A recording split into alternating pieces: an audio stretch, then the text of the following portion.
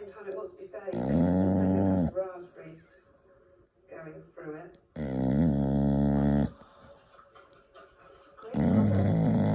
The final step is to gently fold the whipped cream, shaping the bavarois its mousse-like texture. I don't know what it's supposed to be, but I haven't really got time to work.